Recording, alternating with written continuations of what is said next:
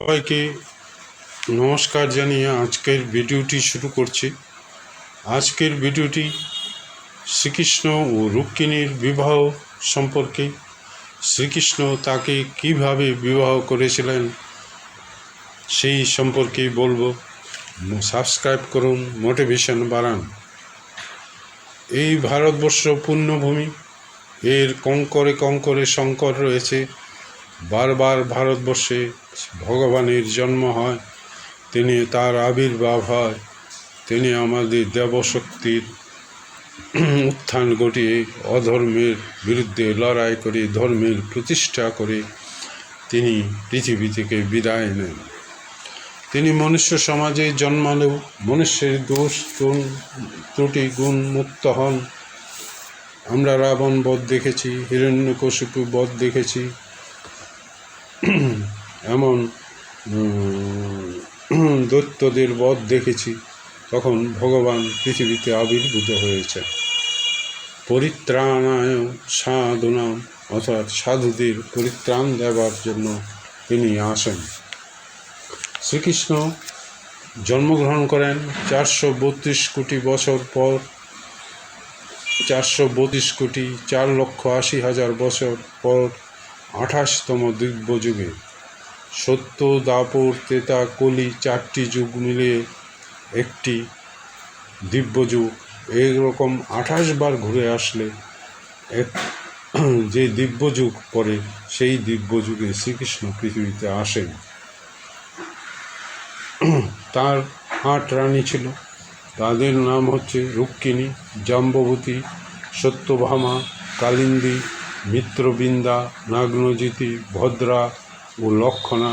ভাগবতে আছে এরা সকলেই নারায়ণীর শক্তি, লক্ষ্মীর অংশাবতার। ভগবানের লীলা পুষ্ট করতে এদের নানা রূপে ধরাধামে আসা। বিদর্ভ দেশে এক রাজা ছিলেন, তার নাম ছিল বিশ্বক। বিশ্বকের 2 সন্তান ছিল।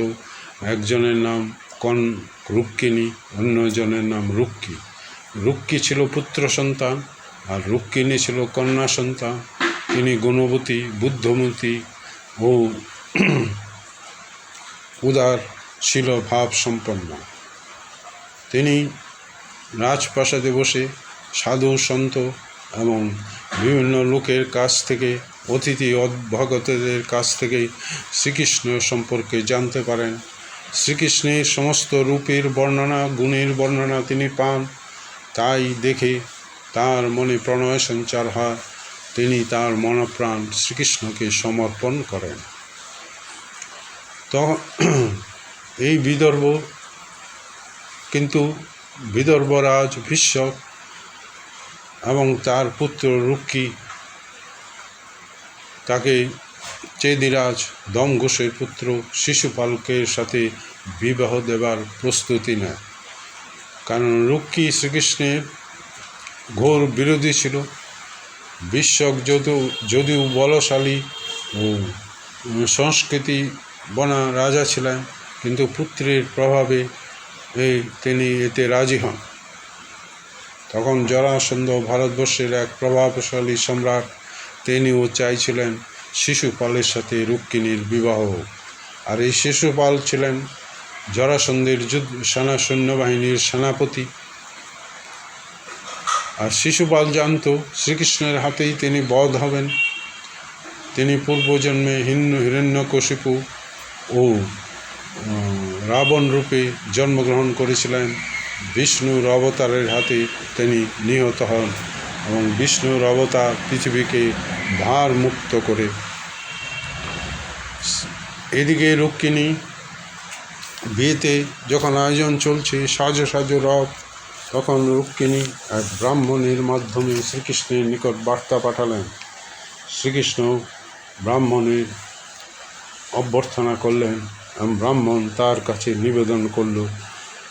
সপ্তপদে যে চিঠিটি বা বার্তা পাঠিয়েছিলেন, সেই বার্তাটা এরূপ: হে ত্রিভুবন খ্যাত শ্যামসুন্দর, আপনার দিব্য রূপ, শোকনাশকারী গুণের কথা শুনে আমার মন লজ্জা দ্বিধা অতিক্রম করে আপনার প্রতি আসক্ত হয়েছে।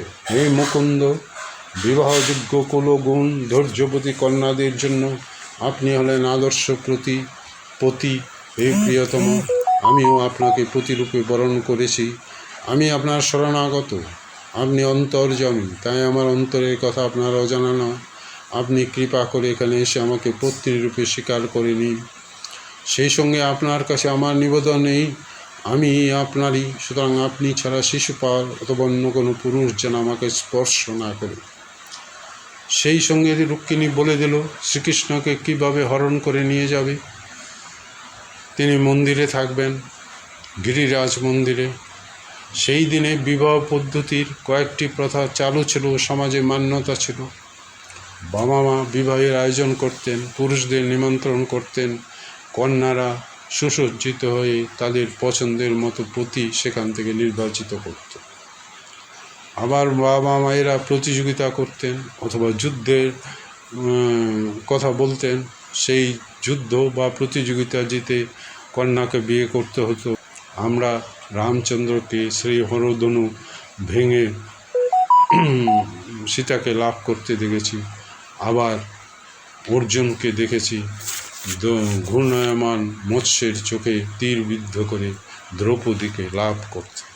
এই ধরনের বিবাহ পদ্ধতি মান্যতা ছিল। আরেকটি বিবাহ পদ্ধতি ছিল, যদি কন্যা রাজি থাকে, পরিবেশ যদি অনুকূল না থাকে, তা অপহরণ করে বিয়ে করা যেত। সমাজে তার মান্যতা ছিল। গিরিরাজ মন্দিরে রুক্মিণী যাবেন, সেই কথা তিনি বলে দিলেন। এদিকে সাজো রব জরাসন্ধের লোকেরা বিদর্ভ রাজ্যে এসেছে। তার অনুগামী সংখ্যা কম নয়, তারা সৈন্য সামন্ত নিয়ে এসেছে। তারা ভেবেছে শ্রীকৃষ্ণ এর ভয়ে ভীত, তাই সৈন্য সামন্ত বিয়ে বাড়িতে নিয়ে আসে। তারা আনন্দ ফুর্তিতে মৌজ ছিল। 3 দিন আগেই চেদিরাজের পুত্র শিশুপাল, জরাসন্ধ, অন্যান্যরা চলে আসে। শ্রীকৃষ্ণ তখন ব্রাহ্মণকে নিয়ে বিদ্যুৎ বেগে দ্বারকা থেকে আসছেন। তখন তিনি দ্বারকায় থাকতেন, কারণ দ্বারকা জরাসন্ধের প্রভাব তখনও কমেনি। কালো যবন তখনও জীবিত। যাদব এবং তার আত্মীয় স্বজনকে সুরক্ষিত রাখার জন্য তিনি দ্বারকায় বাসস্থান নিয়ে যান, দ্বারকাকে সুরক্ষিত নগরে পরিণত করেন। তিনি ব্রাহ্মণকে নিয়ে বিদর্ভের দিকে ছুটলেন রথ চড়ে। রথ বিদ্যুৎ বেগে চালালেন। বিদর্ভ রাজ্যে এসে রথ উপস্থিত হল। বিদর্ভরাজ তাকে স্বাগত জানালেন। তাকে অভ্যর্থনা করে অতিথিশালায় নিয়ে গেলেন। অন্যান্য রাজ্যবর্গের সাথে সাজো রথ দেখলেন। এদিকে রুক্মিণী চিন্তিত আছেন, ব্রাহ্মণের দেখা নেই। কিন্তু হঠাৎ করে ব্রাহ্মণ তার দেখতে পেলেন, তার দিকে এগিয়ে আসছে, হাসি মুখ। তবে কি ব্রাহ্মণ কৃতকার্য হয়েছে? শ্রীকৃষ্ণকে বার্তা দিতে পেরেছে, শ্রীকৃষ্ণ কি এসেছেন? রুক্মিণীর মনে যখন এই সব ভাব হচ্ছে, তখন ব্রাহ্মণ এসে বলল, হে রাজকন্যা, শ্রীকৃষ্ণ এসেছেন, তিনি দৃঢ় প্রতিজ্ঞ, আপনাকে তিনি নিয়ে যাবেন। পরদিন সবাই ব্যস্ত, আনন্দ ফুর্তি করছে। কেউ সৈন্য সামন্ত, কে ড্রিল করাচ্ছে। এমন সময় মন্দিরে রুক্মিণী রওনা হলেন সুসজ্জিত হয়ে রাজ ও কন্যা হিসাবে। তিনি গিরিরাজ মন্দিরে গিয়ে পূজা দিলেন। পূজা দিয়ে তিনি বেরিয়ে আসলেন। সেই সময় শ্রীকৃষ্ণ তাকে অপহরণ করলেন। বিদ্যুৎ বাগে রথ চালিয়ে চলে এলেন। এইদিকে বলরাম বিদর্ভ দেশে এসে উপস্থিত হয়েছেন সৈন্য সামন্ত নিয়ে, যাদবদের নিয়ে। শ্রীকৃষ্ণ যখন বিদ্যুৎ বেগে রথ চালিয়ে যাচ্ছেন, তখন অন্যান্য রাজন্যবর্গ হইচই করে উঠল, চিৎকার করে উঠল, আমরা কি যোদ্ধা নই, চলো আমরা শ্রীকৃষ্ণকে আক্রমণ করি। তারা সৈন্য সামন্ত নিয়ে আক্রমণ করতে গেল, কিন্তু বলরামের হাতে তারা পরাজিত হইয়া সব পালিয়ে গেল, রণভঙ্গ দিল। শিশুপাল, জরাসন্ধ এবং অন্যান্য সেনা যোদ্ধারা রণভঙ্গ দিল। শ্রীকৃষ্ণ অপহরণ করে তাকে দ্বারকায় নিয়ে আসলেন রুক্মিণীকে। তারপর তিনি বিবাহ করলেন। এটাই রুক্মিণী। রুক্মিণী ছিলেন বুদ্ধিমতী, জ্ঞানী, উদার স্বভাব, শীল ভাব সম্পন্না।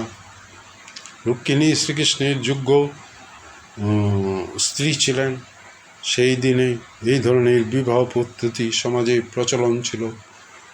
আমার শ্রীকৃষ্ণ তার কন্যাকে, শরণাগতকে অন্তর্যামী রূপে জানতে পারে তাকে আশ্রয় দিয়েছিলেন। সবাইকে ধন্যবাদ। সাবস্ক্রাইব করুন। সবাইকে পরবর্তী ভিডিও